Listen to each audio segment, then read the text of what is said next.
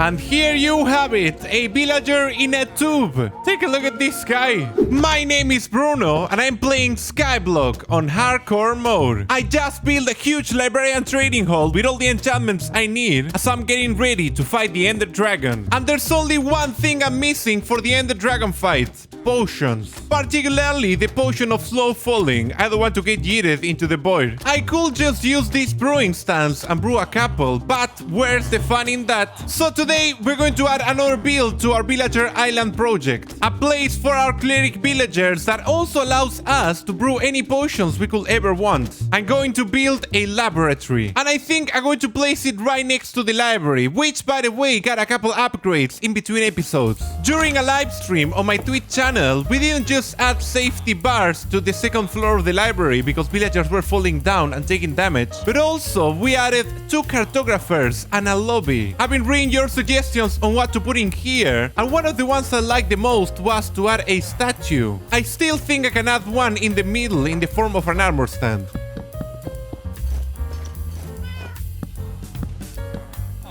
There we go. Yeah, I think it looks very nice. There's only one detail I think it's missing, and it's this. But I have no idea what to write in here. What do you think this statue should say? What inscription should I add here? Leave your answer down in the comment section. But enough of the library, it's time to gather resources for our laboratory. I've already been working on creative, and in order to build it, we'll need to get our hands in a couple new materials. And for our first new material, we'll need to build another type of generator. Resource number 1. We are going to build a basalt generator. But basalt is not exactly the resource we need. I'll explain everything later. Basalt generates when lava flows on top of soil right next to blue ice. I got tons of packed ice from the ice farm we built on the last episode, and I can use it to craft 4 blue ice, which is exactly what we need. I already have some soil, and I actually didn't know how I got this because you can't get soil from bartering. Turns out I got it accidentally when I was upgrading the killing mechanism in my iron farm down there. For that I crafted soul campfires using soul sand, and I actually misplaced a couple of them and I had to break them. And turns out that when you break a soul campfire, it drops soil. As for the lava, this is the only lava source I've got on this world. I haven't managed to get a wandering trader to trade me dripstone, so if something happens to it, I'll be in trouble. But we'll have to move it back and forth between our stone generator and our basalt generator that I'll put right here just for convenience. There we go. The rest of the materials I already have, along with the design I made. At this time, I promise you, it's not gonna be over-engineered. I think this time it's not worth it to show you how I build it, so I'm gonna just do it and I'll be right back. And there we go, the basalt generator is ready. And before I showcase how it works, allow me to say, I know this looks really ugly right next to my beautiful house, but once I go to the end and get my elytra, it's when I'm gonna start terraforming all this, and I'll probably move these 2 guys to its own building. For now though, the only thing needed for this basalt generator to start working is taking the lava from here and placing it right here. It will start flowing, and there we go, we have our basalt. Now if I did everything correctly when I press this button, yeah, there we go, basalt gets generated. What? Sometimes you have to press it again. It's not a perfect design. No, it broke. There we go, I had to move some stuff around, but I think that now if I press the button and stand here, it will not stop. Take a look at this, getting tons of basalt. And once you're done, all the basalt gets to your inventory or to this chest over here. And take a look at that. This is producing a lot. As I said earlier though, basalt is not exactly the material we need, but we need it to get another material. As we saw on previous occasions, there are certain materials that you just can't get on Skyblock. There are no caves or anything like that. So in order to address that, Dr. Trog added a couple custom recipes, and one of them is cobble deepslate. It takes 2 basalt and 2 cobblestone, and you get 4 cobble deepslate, and you can actually use this to get all the rest of the deepslate blocks. We actually need quite a lot, so I'm gonna be grinding this machine, and then we'll go and get the next material. Resource number 2. For this next resource, we'll have to go to the Nether. I better get my gear on. This resource is not actually new, but we are gonna have a new way of acquiring it. And for that, we'll have to revisit a couple islands. First, we'll go to the Crimson Island. I really don't like this place, but now that we have Silk Touch, we can come over here and use it to mine this block. There we go. Crimson Nylium. I think I'm actually going to take everything we have over here. I place a torch here, just so this guy can see. And while we're here, it's time to revisit another island. And that is the Warp Forest Island. I also don't like this place, but I like it a little bit more than the other one. Take all the Nylium. Very nice amount, 21. And now back to the overworld. Oof. Let's close this. And also take off my helmet and my pants. My armor pants, of course. Now I'm gonna take some bones. Go outside. Expand the island just a little bit. There we go. Now I'm going to open a small hole. And we got our little Crimson Nylium farm. Actually, I think I'm gonna make it a little bit bigger. And there we go. I didn't just expand this one, but also added a warped one. Now we can use bone meal here, gather the mushrooms, and use them to get crimson wood, which happens to be the material I need a lot of. So I'm gonna grind tons of trees. But you are not gonna see this. For you, it's actually time for resource number 3. For this next block, we won't have to go very far because I have to build a super smelter. And I think I'm gonna place a temporary one right here next to my tree farm. I say temporary because I have plans for a super smelter and I'm going to put it in one of my villager buildings over at Villager Island. But that's not the laboratory we're gonna build today. I also thought it would be smart to build it right here next to my tree farm because I can chop logs and then smelt them to get more charcoal. So I'm gonna build a little platform over here, place an output chest with the hoppers. Actually, smelters are super easy to build, so I'm gonna just skip forwards. There we go, a very simple smelter design. I also added this guy over here that's gonna allow us to smelt more charcoal. Yep. This works really nicely and we can use this charcoal to smelt all the blocks over here. I think that now though I'm gonna use some of the coal I got from my fortress farm. And the block I'll need to smelt a lot of is quartz. I'm going to need tons of smooth quartz. We'll wait for the minecart to load, flick the lever, and there you have it. I'm still going to need tons of quartz though, and I have to do some trading with my masons. So I'll do that and then we'll get resource number 4. What we need to get now is ink. And in order to get it, we'll need to go back to our taiga island. Because turns out that when we were working on our ice farm up there, we discovered that over here, if we move a little bit over to this side, there is, yep, an ocean biome. Take a look at this. That means we can get squids over here. I made a very simple design for a squid farm. Nothing fancy. It's gonna be manual and take advantage of the luring enchantment on my sword. I don't need that many ink sacks, so I think I'm gonna just build it over here and I'll be right back.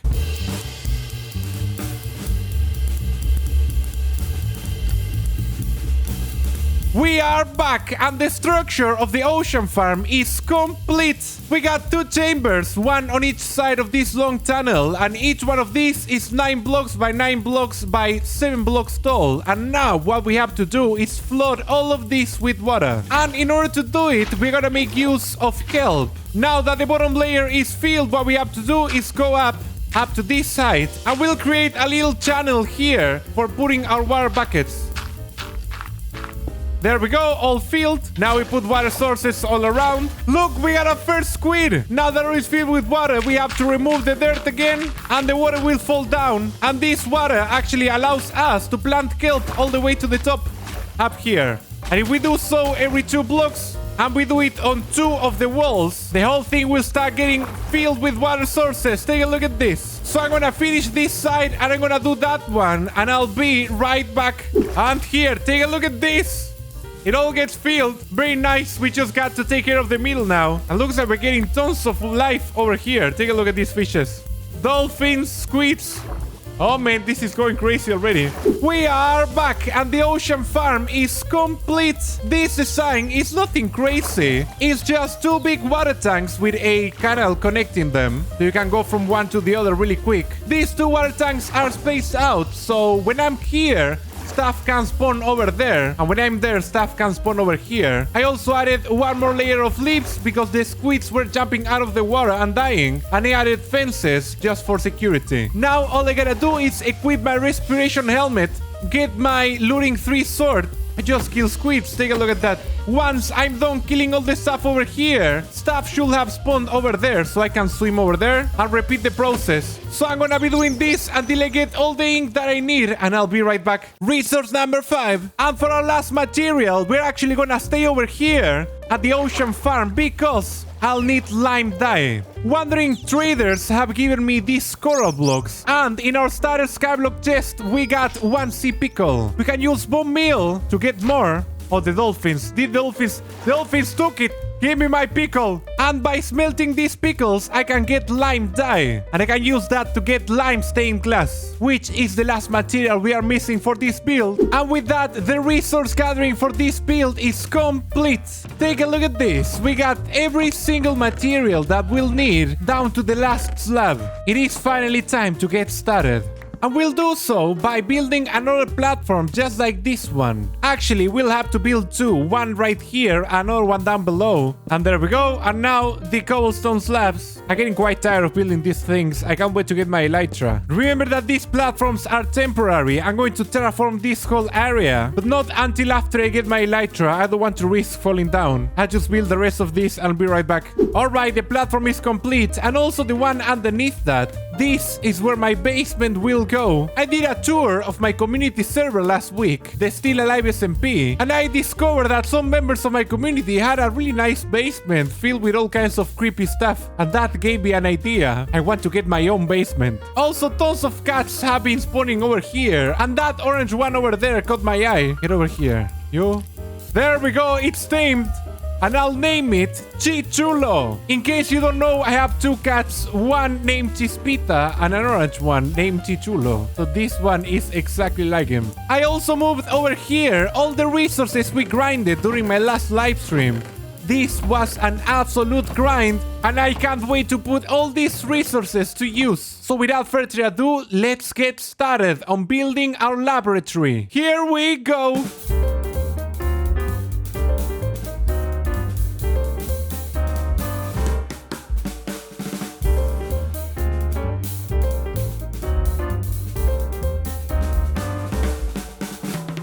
We are back, and the exterior of the laboratory is finally complete.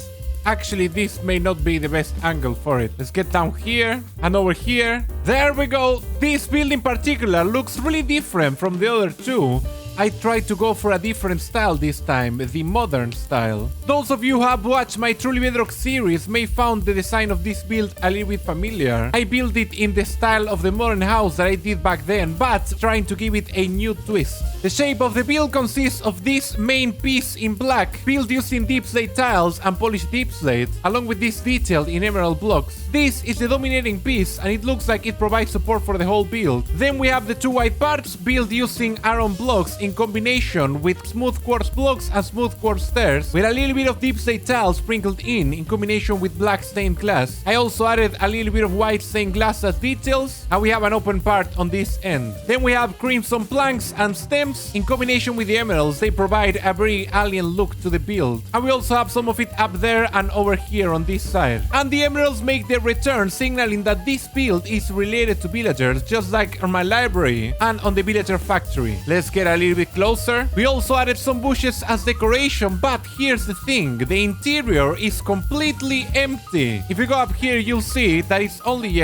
the exterior. This is going to be the working area where the villagers will be, and back here are going to be the sleeping quarters. And this door over here is the entrance to my basement. The basement is the last thing we'll build, but before we get started with the rest, there's something I need to show you. While I was building, a second cat happened to spawn, and this is the one that closest resembles my cat Chispita. So I think it will be appropriate to name it after that. So we got Chichulo and Chispita. But enough of this, it's time to get started with the interior of the build. Let's get to it. We are back, and our laboratory now has an interior. Over here the crimson planks turn into dark oak wood, and if you go up, you'll get to the next part of the laboratory. This staircase is pretty simple. I just focus on functionality, but I managed to hide a couple redstone lamps here and there. And over here is the entrance to the working space. This is where the cleric villagers will be working most of the time. Over here I built a little observation area that also leads to the next part of the factory, but we'll get there in a second. If you go down the stairs, you got the entrance to to both laboratories, Laboratory 1 and Laboratory 2. This is where the villagers will work, and they look very similar. Both have tables made out of polished andesite, also some more redstone lamps for lighting, and iron trap doors as more tables. I also added a little bookcase. It seemed like it made sense to have some scientific tomes over here for them to consult during their experiments, and another little table. And one detail I love, I have blast furnaces with iron trapdoors at the bottom. They look like machines that clean the air inside the laboratory. And then you have laboratory number 2. They both look very similar, separated by black stained glass panes and couple deep slate walls. And I have to say it, the decoration inside is still pretty basic. My idea is to decorate this place during one of my live streams on my Twitch channel, so follow me over there if you want to give me a hand. But you can also drop a comment down below here. What would you add to the laboratories? But wait, there's more. Because if you come over here, you have the entrance to the kitchen. I don't know why it made sense to me that they will have a cook over here. But yeah, the kitchen is still very empty and I need ideas on how to decorate it. And finally, over here, we have a small balcony. It seemed like a great idea for the workers to hang out during lunch break. Over here, you can see the rest of Villager Island. I added glass panes to prevent them from falling down and iron trapdoors to prevent them from jumping. I know they're gonna try, but they won't fall down. And yes, that's mostly it. More glass over here for details, and I thought it would be nice to have glowstone for lighting. Oh, and I almost forget, there is still one area that you guys need to see, and it's over here. This is the entrance to the sleeping quarters. If you've seen my previous episode, then you know what's hiding underneath these carpets. This is where the beds are. The villagers will come over here and then disappear out of thin air. I have 9 beds, 8 for the clerics and 1 for the butcher. That seemed like a nice number to get redstone and other resources. This room still looks pretty empty, but again, I'm going to decorate it during one of my live streams because now it's time to get to build the basement. It's looking pretty empty right now, but I can't wait to show you guys my plans for this area. Once more, doing time lapses in interiors is quite uncomfortable, so I'll just get right to it. We are back and my underground laboratory is complete. Yeah, it doesn't look that great from out here. Remember that all this will be terraform and that will be underground. But let's get a little bit closer. As I showed you earlier, this is the entrance to my laboratory and I used an iron door because it's the only type of door that villagers can't open. You need to press this button to do it. And villagers don't know how to press buttons. And straight up you'll see that it goes down. Over here there is a drop hole. Whoop.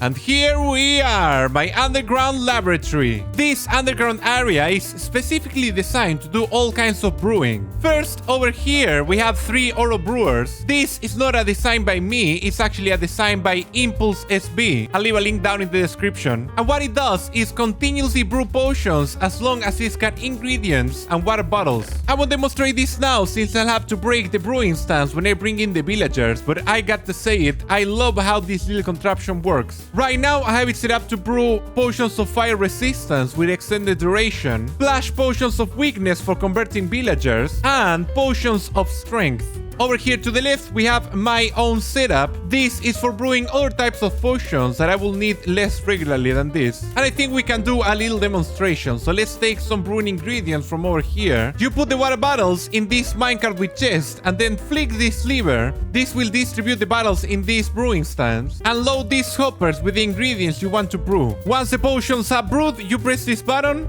The brewing stands get emptied and refilled and your potions end up in this chest. Nothing crazy, but I thought it would be nice to have a little setup to help with all this. And last but not least, we have the rooms designed for producing the ingredients for brewing. This is the mash room. Get it? Mash room. And it's designed to allow you to grow brown mushrooms in a specific size. They will grow up to the roof, then you can take your fortune axe and use it to chop them down. And that's it, just a little setup. And then over here we have the room with the nether wart. I thought it would be nice to have a neat way of producing this. You can just mine them using the fortune hoe and they all end up here. And then you can just replant. And that's it for my underground laboratory. I'm absolutely happy with how this place turned out and all the functionality it offers. Now though, it's time to start moving the villagers in.